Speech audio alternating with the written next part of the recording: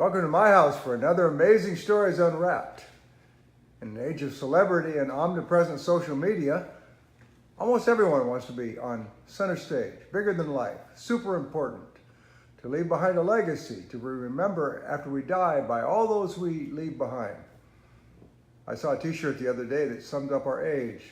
Written across the front were these words: me, mine, my selfie. In an age when everyone wants to be somebody big, to do big things to get noticed by everyone, to get applauded by everyone, to be spread abroad on Instagram when we count how many likes we get on our Facebook posts. Well, I want to talk about the importance of small things that few people notice. Great weights hang suspended on razor-thin wires. Heavy doors swing on small hinges, and big machines are held together by small screws. Do you remember this old saying? But for a nail, the horseshoe was lost. But for the horseshoe, the horse was lost. But for the horse, the rider was lost. But for the rider, the message was lost. But for the message, the battle was lost. And then the war was lost, and the world was changed forever. All because of a single little nail. Small things matter. So do small people in small places doing faithfully small jobs. If you're one of those people, let me encourage you with this amazing story. I call it Just Another Night on the Job. The cast of characters that toppled a U.S. president is a who's who of saints and sinners. Some suffered shame, others got fame.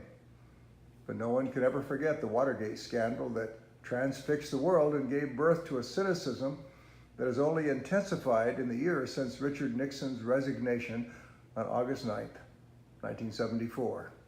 Only time will tell how history will report Watergate in the years to come. Who will be remembered? Who will be forgotten? History is the most fickle and unpredictable writer. Too often she has amnesia and then remembers what we want to forget. So far, history has shown herself unpredictable when it comes to this scandal.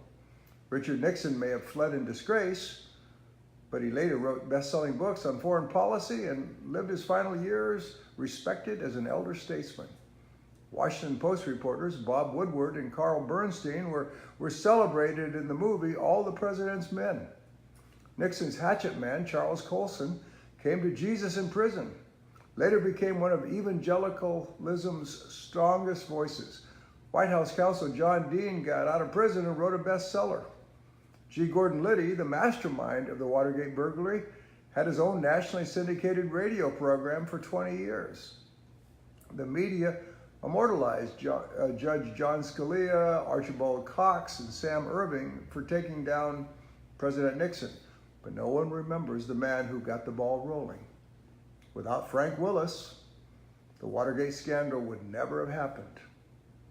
Frank was an $80 a week security guard at the Watergate Hotel, working the graveyard shift on June 17, 1972, when he discovered a tape across the door latch and he removed it. When he discovered the latch taped again during a second inspection, he immediately called the police. When they arrived, they caught 5 burglars stealing Democrat National Committee files. Frank Willis was no hero. He was just a security guard doing his job. No one could have guessed that his quick action on a second-rate burglary would eventually implicate the Oval Office. Frank got little reward and no recognition. He did get a $2.50 an hour raise from the security company and a bit part playing himself in All the President's Men. He bounced around after that, ended up in South Carolina taking care of his sick mother. He lived his last years in poverty and died of a brain tumor. Frank did not get any book deals. No one wanted to do a movie about a security guard doing his job. He barely even got 15 minutes of fame for toppling a U.S. president. Reporter Bob Woodward did say that of all the people involved in the Watergate scandal, Frank Willis was the only one who did his job exactly right. Woodward said of Frank, calling the police was one of the most important phone calls in history. And it was so simple. It was so basic. History may not write any lines about you, but God is writing a book on your life. So you should do the simple things, the basic things right. Let his story decide what to do with him. Greatness is made up of a lot of small things done very well every day. Whatever you do, whatever you work at, do it with all your heart as working for the Lord, not for human masters. That's what St. Paul says in the book of Colossians. Whatever you do, do with all your might, do with all your heart, not working for human masters, but for the Lord. Maybe today you feel like you're in a small place, just doing small things.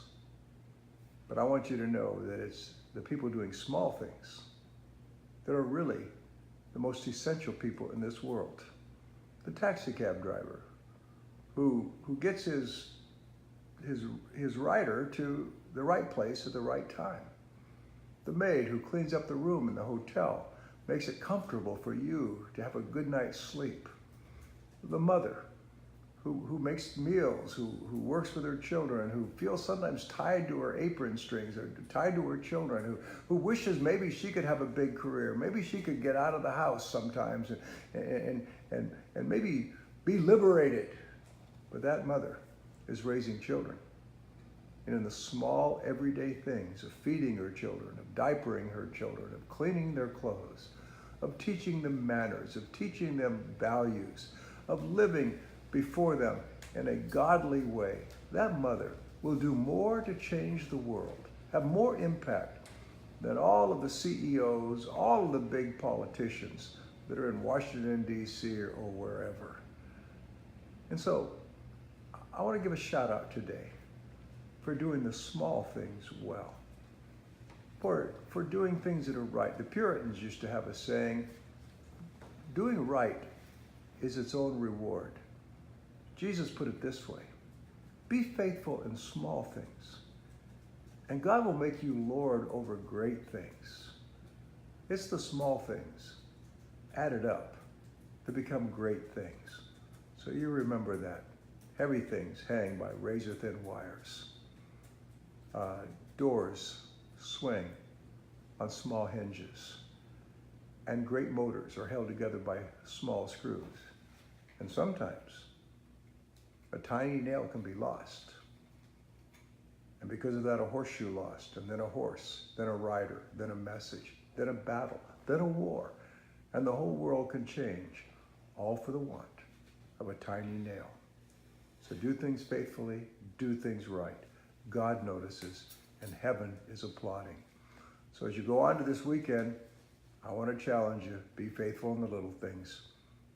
If you are, who knows, the big things that might be in front of you. And if you never get to the big things or the big places in your life, remember this, when you step over to the other side, when you face that moment all of us will face when we will give an account of our life, you may well hear from God, well done, good and faithful servant.